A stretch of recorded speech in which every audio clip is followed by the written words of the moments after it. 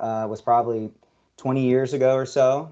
It was for an agency in the peninsula, and it was in a cottage, an old cottage, a residential cottage that had been converted to an office. And they were having the smell of something dead that they needed investigated. So I went out there, and when you have to do a job like this, you have to follow your nose so you can see if you can find the animal. And it didn't take long for me to find that it was coming from under the building. So I donned on my PPE, which was a Tyvek suit, gloves, goggles, and a respirator. And I started getting into the crawl space. And when you're going into a dark area that smells like death, that there's lots of flies coming from, your whole body, your mind starts to shout, "Get out of there, flee!" And unfortunately, because we get around, I didn't have that option.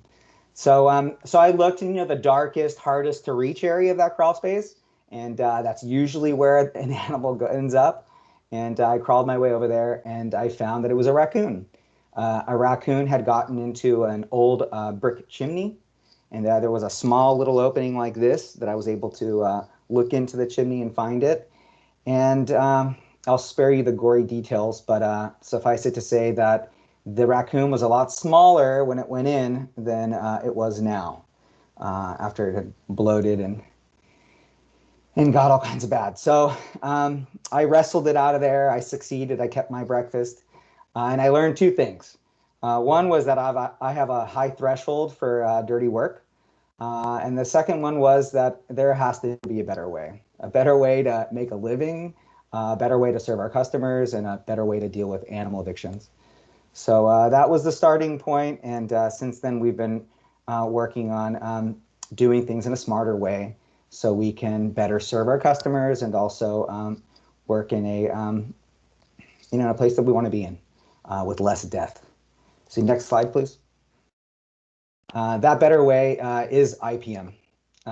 Today we're going to talk about the animals that we frequently encounter in the Bay Area, the contributing factors that make these wildlife, that makes these animals pests, and then how we can evict them in a humane way that preserves their lives and keeps them from being pests.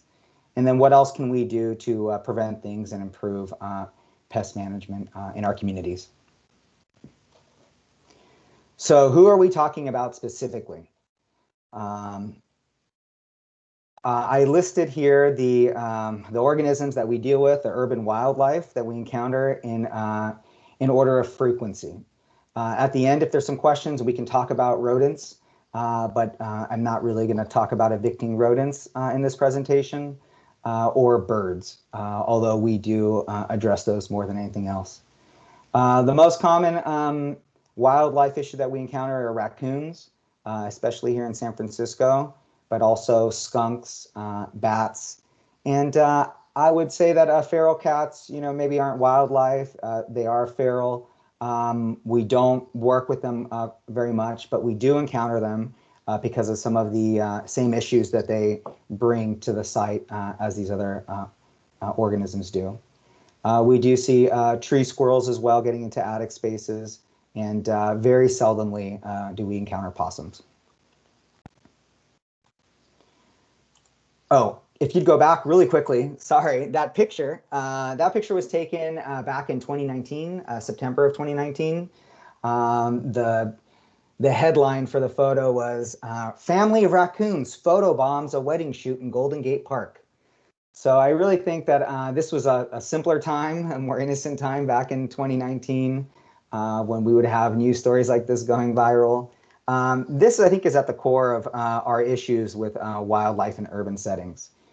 Generally speaking, people are fascinated and love wildlife, but I think they lose the healthy respect for them and wanting to keep them wild. So everybody would love to have a photo shoot with a raccoon like this, but there are certain conditions that and certain behaviors that we as people do that create these issues, and overall this is not good for the raccoons and not good for us.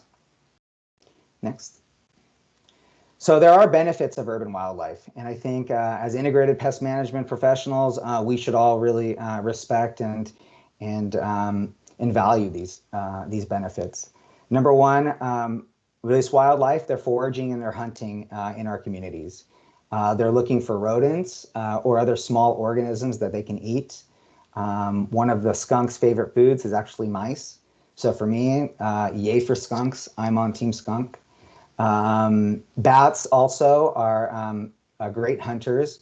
They can eat about half their body weight in insects in a very short period of time, like an hour. Huge colonies of bats will eat large amounts of insects nightly. It's estimated that the economic value of bats for pest control on farms is about $23 billion a year. As I was preparing this presentation, I actually remembered that when I was a kid, I used to want to be a bat. And it probably has everything to do with the Batman movie that came out, the original one. But I used to carry a bat around and really love them. And I still do, because they do much more benefit to us than harm. Next. So what are the problems with wildlife in our communities? Number one, it's when they're sheltering indoors. Wildlife should be wild, and they should be living outside in their preferred habitats, like hollow trees and nooks and crannies and rocks and underground burrows. But when they end up in our buildings, they create a cascade of different issues. What are they doing there? They're resting when they're migrating. Bats, some bat species have different migration patterns, and they may just pull up to a house and rest under the eaves for a short period of time before they keep moving on. They frequently come into our buildings to rear their young, as we see the raccoons doing here, but also this happens with skunks. It doesn't get very cold in our area, so we don't see a lot of overwintering, or hibernation. But during a very cold snap or a big winter storm, they might come in temporarily. And they come inside to hide from different predators or aggressive males. One thing that you should remember when you smell a skunk in the springtime is that love is in the air. That's a frequent situation that happens where aggressive male skunks like Pepe Le Pew, they're chasing around female skunks, and the female skunk will spray them to defend herself. Other situations that we see, like happened in the San Francisco Zoo, when we had coyotes move into Lake Merced, a lot of wildlife was flushed into the park. And where they didn't have skunks and raccoons in the past, now they had them hiding very close to where the park users were. So they were there because the predators had moved in. Next. The biggest problem, though, I would say, are feeders. There are people that love to feed animals. I think this gentleman is in Montana, and he has this colony of obese raccoons that he's been feeding hot dogs and all kinds of high-fat, high-sugar foods. And he does it, I think, purely for the love of it. He gets a lot of satisfaction from feeding these animals. We see this in our parks all the time. You can find people feeding crows. You can go to Holiday Plaza, and if you spend half a day there, you'll find people feeding birds like clockwork. They'll come and they'll dump several pounds of bread on a daily basis. And the birds know who they are, and as soon as they see them, they flock around them, and I'm sure that gives those feeders a big hit of dopamine. They feel really good, and the birds get habituated and now live at Holiday Plaza all the time. But you also see this with rats. People, if they see that there's rats, they'll start feeding them. And so I think this is one of our biggest issues that we have in San Francisco in particular. Other issues that we see are feeders for pets. People leaving their water and food bowls out are attractive to raccoons and possums and rats as well. And the same thing goes for bird feeders. One of the, I think, saddest situations that we have right now in San Francisco and neighboring counties, and really big cities all over the country, is dumping, and all the reasons that go along with it. When we have unsecured and unmaintained refuse areas, people go inside them and forage, just like these wildlife are foraging, and they may spread those contents out and create create pest problems. So it's common to see rat burrows near dumping sites like this, and the wildlife that are then chasing and exploiting those resources of food, but also hunting on those rodents. And other natural food sources. We know that large fruit trees can produce hundreds of pounds of fresh fruit. And if they aren't maintained on a regular basis, if that fruit isn't picked up, it becomes a known source of food for all kinds of wildlife. I took this picture from the Irish Times. It's an article about urban foragers and just talking about that it's safe to pick up fallen fruit and to eat it. I do abide by that. I feel like if the fruit doesn't have any staining on it and I can wash it, I'll eat it. But we know that that urban animal or urban wildlife also forage from these sources of food. And then one of the bigger ones are the property damage that wildlife can create. Raccoons can get in fairly small openings into a building, but we know that wildlife is very smart. These are intelligent creatures, and they'll make the spaces bigger for themselves. So they may pull insulation out of a wall void or out of the eaves of an attic space. We get calls from homeowners all the time that say, hey, I found a lot of insulation on the floor. I'm not sure where it came from. I think something's happening. And it's because the insulation was in the way. And they pull it out of the way so they can get up a wall void or into that eave. We also know that when wildlife is nesting in crawl spaces or attic spaces, they like to make nests in that insulation. It's warm, so it makes sense. When they pack down that insulation, when they soil it with urine, the insulation loses its effectiveness and then has to be removed and replaced. The cost of replacing insulation can range from a couple $1,000s to several $1,000s for removal, replacement, and disinfection. Other damage that we see are aesthetic damages. We know that wildlife leave tracks as they go. This is an example of in some building that had some fresh paint, and the raccoons just walked through it and left their tracks as they went. It made it very easy to identify them, but I don't think the engineers love that. We also see that they leave rubbings behind in mud tracks as they climb up buildings, especially raccoons. Raccoons, as I said, we'll get into those unsecured garbage bins and may spill food out that then becomes attractive to other pests like rats and birds.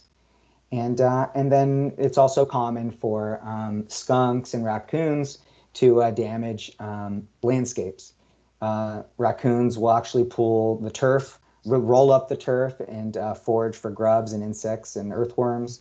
And skunks will dig in soft planter beds.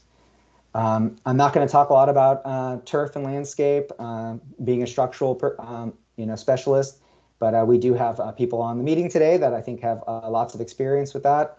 I'm looking at you, Matt, wherever you are. So hopefully at the end of this, you can give us some help with managing wildlife in turf and landscapes. Other issues that we have with wildlife are just the disruption that they create at home and work. Pets, are frequently the most upset when wildlife comes into their spaces, eating their food or just going into the yard. We have customers call us all the time that our dog won't stop, barking at a corner of the house. They won't stop baying. We can't get any sleep. Other disruptions come from the odor that the animals leave behind, especially skunks, and then the fear that people have of wildlife. We found that in a residential setting, people are usually less fearful about wildlife. They're more concerned about the damage that it's creating. And in a workplace setting, we find that workers usually feel more threatened by having wildlife in their workspaces. This can create some tensions. We've had people, have to stay home from work and, create a workers' compensation claim because there was wildlife in their areas. So in a workplace, this many times can be a more serious issue. Being a structural pest control or IPM specialist, probably the #1 issue that we encounter where we have to address wildlife issues are from biting pests. Many times there will be fleas in an office space, for example, and we have to go through a process of elimination and find out, #1, what's biting the person. If we can't identify the actual arthropod that is the culprit, like for rat mites that are so hard to find, they're so small, we try to look for the source of the problem. And so we want to find out what animal is bringing fleas to the site. I don't know of any sustainable way of managing fleas without managing the source. So if it's pets, it's very simple to treat cats and dogs for fleas, but instead of catching a raccoon and treating it for fleas, the best way is to evict the animal from the space and then keep it out and treat for the fleas separately. There are many health risks associated with wildlife. Probably the most well-known would be rabies. Rabies is a viral infection that affects the central nervous system. There's lots of references to rabies in popular culture, and there's this fascination in popular culture with zombies and the zombie apocalypse. That's something that the CDC has actually used in their public health outreach campaigns. You can follow this link that I have there to a comic book that the CDC made on preparing for the zombie apocalypse. Anyway, rabies is a serious issue. We have the last report that I was able to find was from 2017, where we had about 200 confirmed cases of rabies in bats, 28 cases in skunks, and 1 in a fox in California. Another parasite that is high risk for people is the roundworm that raccoons carry. Roundworms, there's a roundworm species pretty much for every other species out there, but the raccoon roundworm can infect people, and when it does, it poses lots of risks. One of them is called larva migrans. It means a migrating larva that can move from the stomach through organ tissue, damaging the tissue as it goes, and make its way to the eye or to the brain. These parasites can be treated, but there is no medication that can completely eliminate it. The route of infection is through ingestion of fecal matter. So this is a higher risk for children that are more likely to put things inside their mouth that they encounter in the environment. Another common issue that we see with wildlife is histoplasmosis. Histoplasmosis is an infection that comes from the histoplasma fungus. This fungus can be found in accumulations of bird and bat guano. So whenever we're in an environment where animals have been, of course, we want to be wearing the proper PPE to address those things. Next, please. So once we get wildlife living inside our structures, what do? We can evict them. And I'll take you through how we do that next. So there are many different tactics that you can use and tools for evicting wildlife. There are tactile repellents. And all of these eviction tactics, the idea is to create an aversion in the animal with the location. So, and actually we skipped one slide, Jennifer, if you go back one. The process for animal eviction actually starts with an inspection. As always, when we're doing IPM, we want to inspect the property, identify the animal based on whatever evidence that we can find. That might be those tracks that we saw, or scat, or reports from people on site. We want to identify the primary entry points and secondary or potential entry points. So when we are excluding the animals, we can close off all of them. And lastly, we want to put out the unwelcome mat. So the unwelcome mat, if you go to the next slide, are using these different repellents that create an aversion in animals. They should be associating these spaces or our environment with a stimuli that they don't like, and then they'll want to stay away. Here's one example of an unwelcome mat. Uh-oh.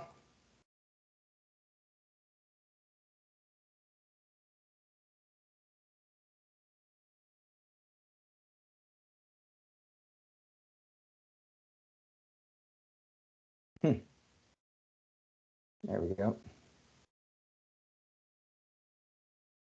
Remember the headphones?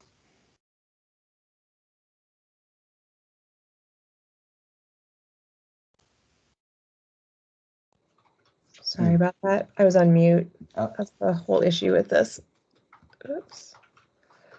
A lot of screens. Yeah, too many. Check out this video from Gunnison, where a homeowner put out a so-called unwelcome mat. The electrified mats deliver short, non-lethal shock when a bear steps on it, and it seems to work pretty good there. So this is one example. It's a tactile repellent by giving the bear a small shock. Hopefully it's not going to come back to this porch again. There are other repellents that I'll go through as well. There's sight repellents, sound repellents, scent and taste repellents, and then some eviction devices that you can use. Next, please. So we talked a little bit about that tactile repellent. Other versions of this would be Detour rodent repellent. That is a gel bait it's a gel with mineral oil basically as the inactive ingredient and capsaicin as the active ingredient, basically like a hot foot. In this scenario, we have a raccoon that is making its way into a attic space vent. There are other vents on this property also, but this is the only one that it enters because it has that conduit that it can use as a ladder to get up and down into that attic space.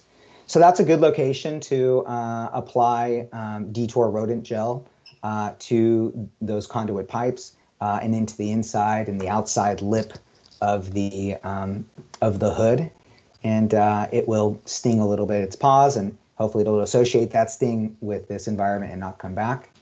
Other options would be like an electric fence or some ropes that are available that you can put along a fence line, for example, and keep wildlife from climbing on that. Some considerations for this are non-target contact. If you are using a tactile repellent on a fence line that you share with your neighbor, you might be causing some problems with that neighbor if they get it on their hands.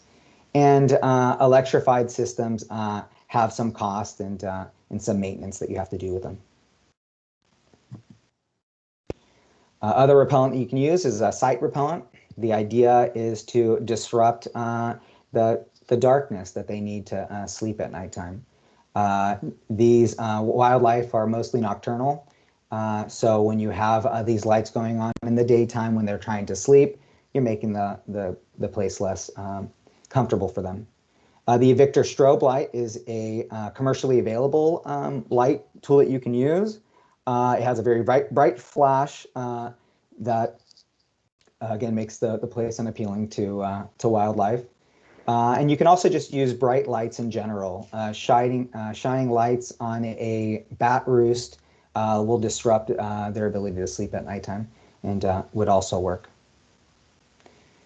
Some considerations for using these sight repellents, if you go back one, are that you have to run power to them. So this is an example of the Evictor strobe light set up in an attic space. Each strobe light needs its own power. You need to run multiple strobe lights so that you are casting light on the entire space and keeping the animal from being able to hide in the shadows. There may be issues of having a strobe light in an outdoor area where people can see it. You really want to use these things inside crawl spaces or inside of structures where the animals are and no one else is. Other ideas that you can use would be sound repellents. The idea, again, is to just disrupt the peace and quiet. Animals need to sleep just like we do. And if you have an alarm clock in their sleeping space, you're going to make it very hard for them to do that. While I was doing this research for this presentation, I found this article from the BBC on how the Army used music torture to get Manuel Noriega, to evict Manuel Noriega from his compound in the 70s. You can find in that article the different music lists that they used. Some of their favorite ones were Metallica, the I Love You song from Barney and Friends. They also used Staying Alive from the Bee Gees. Some considerations, next slide please, for using sound is that many times it's the animals, you're there because the animals are already disrupting the home or work environment.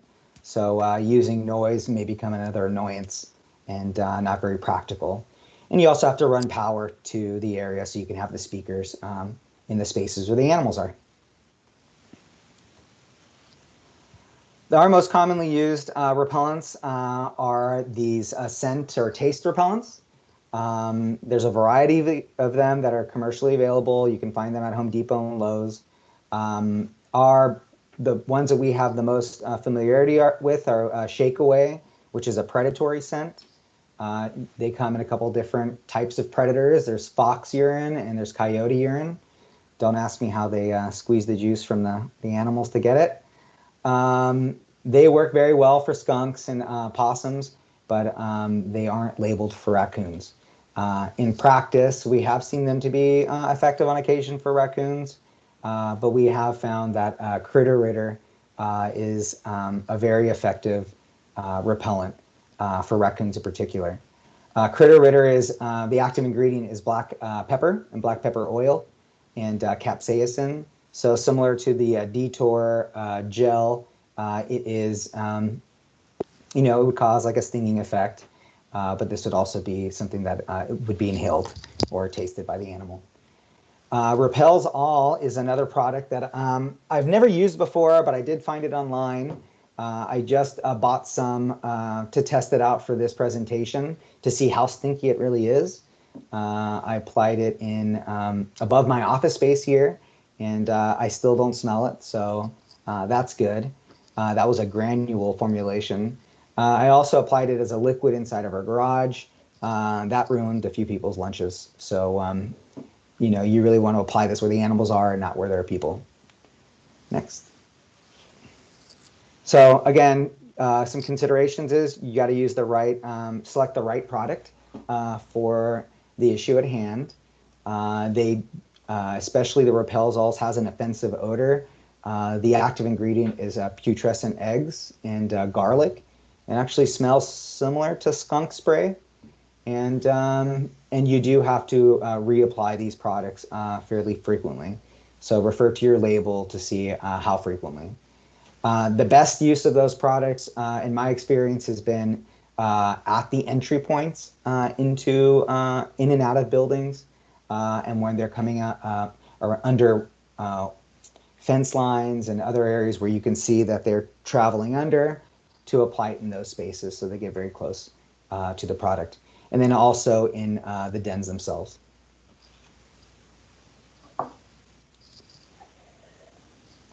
There are a variety of devices you can use to help you evict animals.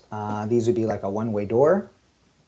These one-way doors let wildlife out and it keeps them from coming back in. Eviction devices are probably best used in our experience for bats. There's a number of different commercial products like the bat cone that you can install on bat exit points. You can also apply a polypropylene net to the outside of those exit points. So the bats, you would drape it over that exit point, and as the bats are leaving, they drop out under the net, and when they're returning, they end up hitting the outside of the net and can't get back in. There are some really important points here to think about. If you go to the next slide, please. For using these eviction devices, you should only be installing them during months when animals are not rearing their young. If you install it when they're rearing their young, then the adult animals will be able to will get out and not be able to get back to take care of them, and then you may make bigger problems for yourselves. Even if you are following the information that you can find from UC IPM or from the California Department of Fish and Wildlife, you want to confirm that there's no young present. Wildlife have typical patterns and reproductive periods, but they may start earlier or go late, so you want to be absolutely sure. And then you want to make sure you seal those secondary openings so that they don't find just another route to get in. If you evict a raccoon, for example, from a household that has its young inside an attic space, you're going to be in big trouble. We've seen it happen where a raccoon will actually go back and tear open roof shingles to get back to her young. So you want to do everything you can to avoid that. And specifically, if you have bats that are hibernating in the winter, you're supposed to wait until the spring before you try and evict and move them. This picture that I added to this, which is kind of shocking to me when I saw it and I didn't know what to think, comes from PETA. There is something that I kept on seeing in the internet when I was preparing for this presentation, this idea that if you see a roadkill or a dead raccoon on the road, you should be prepared to go search its pouch because you might find some live young inside the pouch. Possums are the only marsupial native to North America, and the idea is you could potentially be rescuing some of these young possums if you're brave enough to go into the pouch and let them out and find someone that can rear them for you. I don't know how good of an idea that is, but I thought I'd put it there. So the next step is to monitor effectiveness. We use trail cameras pretty commonly now. This is an amazing tool. There's a large variety of them. Prices range from $100 to several $100s for some really great ones. There are some with SIM cards that will send you a text message with a photo every time that it's triggered. They're motion activated, and they're really a great addition to any small animal management effort. Plus, you'll never know what you get on camera when you install these. This is just like too good of a photo not to share with you all. So I know it's a little graphic, but we're dealing with wildlife. We're dealing with scat. So next.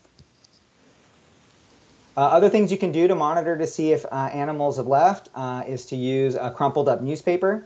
You loosely fit this crumpled newspaper into those openings, and if it's pushed out of the way when you get back, you know that the animal has either come or gone. You can also use a flour to help create tracks that you then can use to identify wildlife. So that's those are two simple tactics that you can use other than the camera. And the last thing is to think about what's going to happen next. So evicted wildlife has to go somewhere. Do they have a suitable place to go? This is something that we run into pretty frequently and that we see happens. A couple of years ago, we had an issue with raccoons in Aquatic Park. They were getting into different ships there and other places. And we did exactly what I'm telling you. We used some strobe lights in some cases. We used some other tools, and we were able to push them out from one place to the next place, to the next place, to the next place. Eventually, they ended up moving into the Dolphin Swim Club, and they made some damage there, and that was an issue. But we see this happen in many places. In construction sites where you have different trailers that are set up around the site, raccoons and skunks will move under those trailers. If you evict them from one, they're very likely just to move to another one nearby. So you want to be evicting and also closing off those other potential harbored areas. This is something we've also seen with bats. You can evict them from a building, but if you're not looking where they may go, they may just move to a next door neighbor or to another building on site. Next. One thing that we've included in bids, you can go to this next one. We've included with our bids is whenever we have bid on, back one please, on evicting bats, is the use of bat boxes. So this is an idea I think that's promoted by other people to install, artificial homes for bats so that you can still get the benefit of the bats without the harm that they cause by moving into buildings. I haven't got one of these bids yet, but if I do, I'll report back to you. These photos were taken from the Bat Conservation International website. So I do want to share with you one instance of a situation that we had a few years ago in the East Bay. Next slide, please.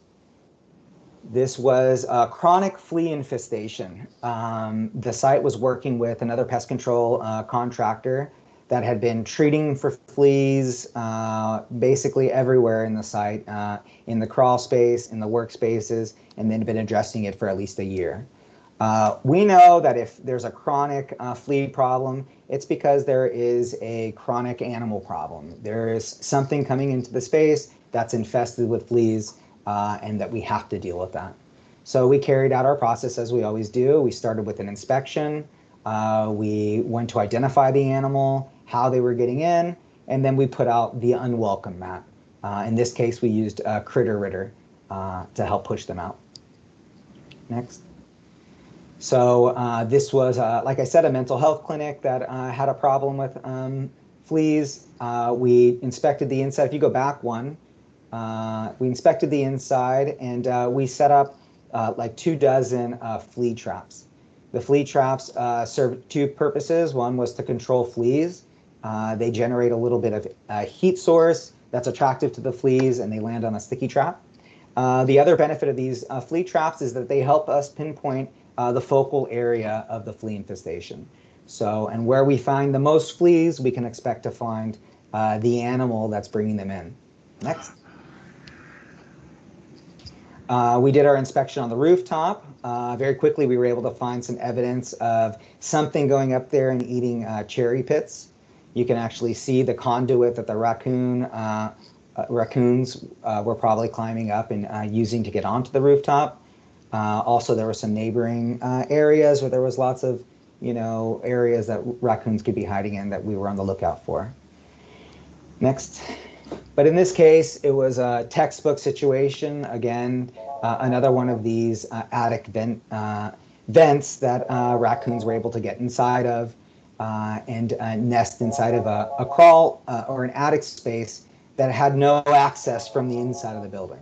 So this is why the other pest control contractor was never able to find where those animals or where the fleas were actually coming from. So in this case, it was a pretty simple fix. We found where the raccoon was, we treated this area with Critter Ritter, and very quickly we were able to chase those animals out. Next. And so just to be sure though, we set up our new toys, our trail cameras. Here's a picture of the raccoon on its way in, and here's the devilish duo on their way out.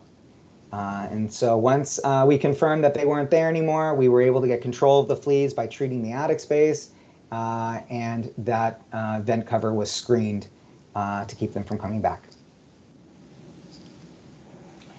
So that's only half the job, is finding, getting the animals out of there.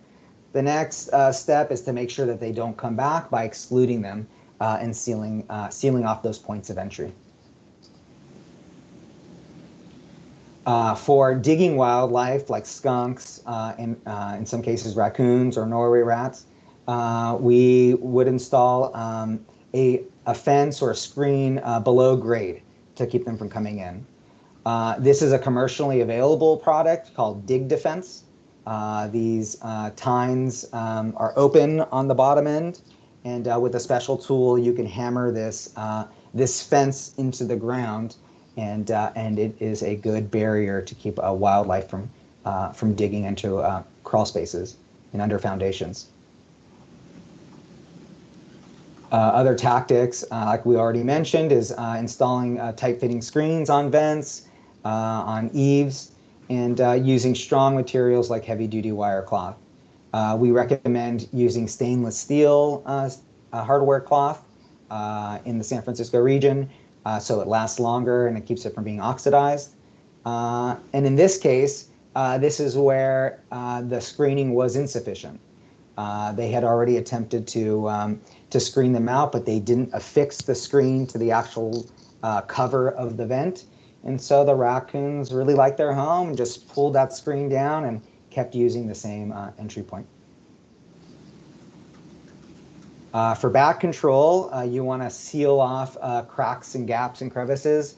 Bats require very similar types of openings to get into structures, a little bigger than 1/4 of an inch to 5/8 of an inch to get into skylights and corrugated metal roof ridges and a variety of places like that. The recommendation is that you use a backer rod. There's these foam insulation backer rods that you can squeeze into those gaps and then use a sealant on top of it. It's not advisable for you to use polyurethane foam because it does stay tacky for a period of time, and bats can get it on themselves and harm them that way. And plus, polyurethane foam is not rodent proof, and it's usually very ugly when it's left rough and dripping from locations. So better than that is to use a sealant, something that's really is going to adhere those two surfaces together with a backer rod behind it. Other options are to exclude wildlife from rooftops and eaves by removing the bridges that they use, like tree limbs that are touching the sides of the building and blocking their routes of travel. One recommendation is to use sheet metal barriers, like on the edges of buildings, to keep raccoons from climbing up. It's not a very pretty looking solution, so other options would be to use detour or really trimming the trees is typically the best way. You usually see that they're able to climb up drain pipes or conduits and things, so trying to block them on those ladders is also a good idea. So usually when people have an issue with wildlife, the first thing they think of is trapping them. I want to give you some more information about that. Our first rule of problem solving, which is what our business is don't make more problems. People really love wildlife. Most people do. And if the public learns that you are trapping and going to euthanize an animal, they'll be appalled and they'll make problems for you. So we've seen people, vandalize traps and steal them or damage them, and then also chase you in other ways that you want to avoid as much as possible. By having humane and transparent plans, you're able to improve stakeholder cooperation many times and their satisfaction. You may need the people on site to work with you. So that might be to stop feeding, feral cats, or, to clean up their work areas, or to not be storing cans, for example. Many times you might have people collecting cans and putting it in the corner of a building or a yard, and that then becomes an attractant for raccoons, for example. So you need to get them on board. It's better to be able to talk with them openly and honestly about what you're doing, and that you're doing something in a humane way for them to get on board with you. And ultimately, working with wildlife reduces the effort of doing pest control and the cost associated with it. These scent and taste repellents and other tactics do work well, and it's much easier to get an animal to leave than it is to try to remove it on your own, or to capture it and then deal with the other things that you have to do with that. And I'll take you into a little bit more of that, some of the trapping regulations. Animal trapping is regulated by the California Department of Fish and Wildlife. That's a little bit of a typo. One of the regulations is that traps must be inspected and animals removed at least once daily. So if you have a trap set up, you have to be servicing it on a regular basis. We know that the cost of pest control, the biggest cost of pest control is labor. So wherever you can reduce your labor, you should. And this is one instance where you have a significant labor component. Next. The other regulation is that you can take fur-bearing and non-game mammals that are injuring property at any time or in any manner. I think there's differing opinions about what an injury to property is. Many years ago, we had a training by a wildlife advocate and an expert, and her point of view was that an injury to property is only damage to the property, so actual physical damage that has a cost to replace and fix it. I did call the Department of Fish and Wildlife to get some clarification on this rule. I spoke to an officer, and she told me, well, I told her, and I asked her if other damages like aesthetic or fleas that are coming to a location or just the disruption of the workplace would be consistent with the definition of injury, and her opinion was no. But that ultimately it would rest on a judge to make a determination if you trap an animal, if it was justified or not from the injury that they're causing. So I think that the legal definition of injury is a little more broad than this. Let's see. It really means, you know, it could be any impact on the use of the property or even reputation. So I think there is some room there for different interpretation. Next. A trapper must euthanize a trapped animal or release it immediately. So the idea here is the California Department of Fish and Wildlife doesn't want you to be moving trapped animals from one location to another because you may be moving different pathogens with it or different infections. So the idea is you either have to release it on site, and if you do, you should have the area already excluded so you can, or you are supposed to euthanize it, which we want to avoid as much as possible. And another interesting part of the conversation with the wildlife officer that I spoke with was about her interpretation of this rule. So it says that you have to get the permission of the property owner to be able to set a trap. At least that's how I always read it. But her interpretation was you have to get the permission, you have to notify and get the permission of every property owner within 150 yards of any trap that you set, that's near those structures. So I think that's a very high hurdle to pass to get the consent of every neighbor if you're setting a trap in San Francisco. And so that's another big one to think about. The California Department of Fish and Wildlife does have some protocols for the safe handling and disposal of carcasses if you do come across them. Number one is to wear gloves, the proper PPE. You're to bag the carcass as soon as possible and avoid contact with fluids. And if you get those fluids on your person, you're supposed to wash with soap and water. Again, these are some other interesting things to think about. You're supposed to avoid contact with ectoparasites or external parasites like fleas and ticks. And they recommend actually treating the carcass first before handling it with a flea and tick spray.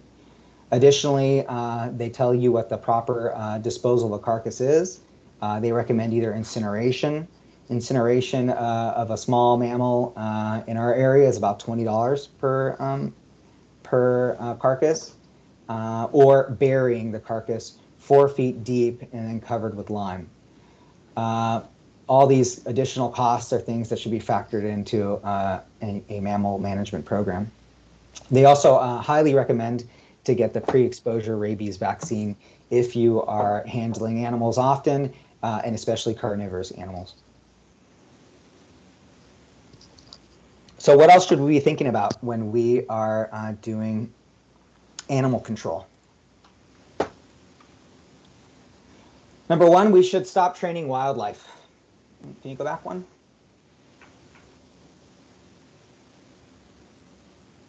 Okay. So we should stop training wildlife. We can do that by maintaining our structures, and not providing them a place for them to shelter in place. We should be cleaning up the dumping and overflowing refuse areas, and we really need to start enforcing anti-feeding laws. This picture, I took this one yesterday or the day before on Manziel here in San Francisco. It's a corner of Manziel and San Bruno. I've been observing this colony of pigeons there, for the last 5 years. And someone on a regular basis goes and feeds the pigeons. You can see them eating on the greenway. And in the greenway, we're starting to see some rat burrows now. So not only are we getting pigeons, we're getting rats from it, and they're leaving their messes behind. And this spray painted message is definitely someone from the community that's sick and tired of the pigeons making messes all over their property. So this is one of the big issues I think that we have more than anything else in urban settings. Other things we can do would be to harvest fruit from trees before it falls if we can, or to pick it up off the floor as soon as we can. We can keep our landscapes, trimmed in a way that it's open and airy, so we can prevent the accumulation of litter, or at least find that litter and clean it up and make the place less suitable for rodents. And a concept that my wife and I really love, we found this book, Grow a Little Fruit Tree. The author's from Berkeley. And the concept is when you're planting fruit trees, you give them a hard cut when they first go into the ground, and you can basically keep them to like a 5 foot tall tree that you can harvest then all the fruit and more easily maintain. So I have 3 fruit trees that we're growing right now, and hopefully I'll have some pictures to show you later or some fruit to share. And then what else can we do? We can outforage the foragers. So we really should be working on cleaning up dumping and litter. DPW does have an Adopt a Street program in San Francisco. And I've known about that one, and it's something that we've adopted the street outside our office. And then there's also this urban harvesting program that I've never heard about before, but I found while I was doing this, preparing for this presentation. Go ahead, Jennifer, let's watch a short part of the video. 10 years ago, we started the Urban Harvesting Program, which connects us to San Francisco residents who are interested in finding a home for their extra fruit grown in their own backyards. Today, we've partnered with over 60 private owners, and our staff collects more than 2,500 pounds of fruit each year. Join us as we head out to the mission to harvest lemons and to bring them to the San Francisco Marin Food Bank, where they can be distributed to those who cannot afford fresh produce.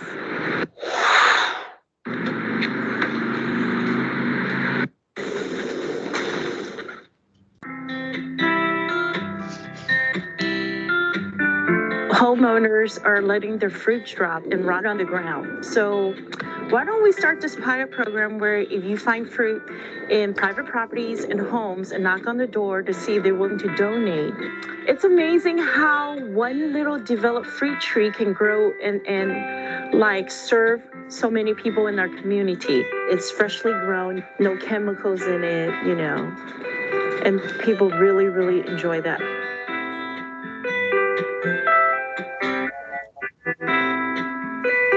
At one property, we can get anywhere between 75 to 100 pounds of produce. The most common types of produce that we see are lemons, Meyer lemons, pears, and apples.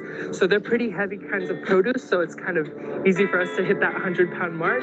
So we take this to the SF Marin Food Bank, and then we donate it to the food bank, and then it goes out to community members in San Francisco and the people that really need it the most. So that's really rewarding. It's kind of like a huge communal effort to make sure that San Francisco is fed. And there's the extra benefit that we're not taming wildlife. We're not creating pest problems where there shouldn't be, and hopefully keeping wildlife wild. So I don't know, I'm fascinated by the idea of that program, and I think it would be a great summer jobs program for local youth, and maybe we could stop other problems that way too by working together in that way. Next. About 10 years ago, we started. Sorry about that. About 10 years ago. So in conclusion, people make the pest. Not only do we define what a pest is, really they're just organisms, and they become a pest once we are irritated by them or don't want them around anymore. But we also are creating the pest problems by not maintaining our structures the way that we should be, by leaving garbage and all this abundant food resource out for them to forage on, and by directly feeding them. Either feeding them because we want to feel good about helping something and we're lonely perhaps, or by feeding our pets and animals and leaving the food out for them and bird feeders. We know that habituating wildlife to human behaviors makes pest problems, and that eviction is an efficient solution in most cases. It really does work most of the time. And then lastly, that preventative maintenance improves the quality of our urban ecology. And I'm going to leave you with just this little video of bats at a nightclub.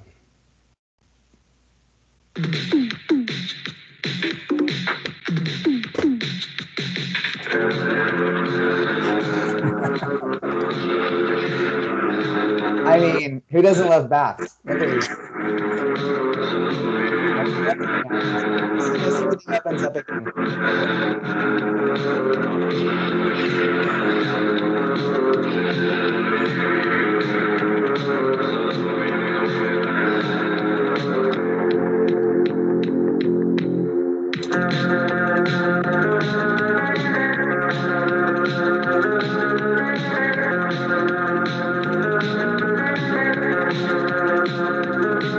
That's good.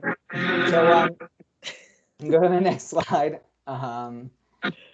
Yeah, what's next? You tell me. We're here available to work with you in any way that we can, and I hope that we can have a good discussion now about wildlife issues, rodent issues. I do have a couple slides on rodents that we can talk about, but I think this is a good time to open it up for questions and discussion. Great. Thank you, Luis. That was the best closing slide I've seen in a while, I have to say it. You did a great job finding some media for this. I'm going to have to share that one around. Okay, so we have time for some questions. There's a few that have come in the chat. If you do have a question, please raise your hand. Click the little raise hand button on the menu. And while you're doing that, I'll just ask couple of these that were in the chat. One is someone had asked where, well, I guess the name of that hammer in below grade fence product that you had featured, and where that, do you know where you can get that? Yeah, it's called Dig Defense. If you want to go back, Jennifer, to that slide, we can follow the link on that slide, and then we can even look at the website very quickly, if we don't create a problem by doing so. So on that bottom right corner where it says credit Dig Defense. Yep. There you go. Oh, let's see if it opens.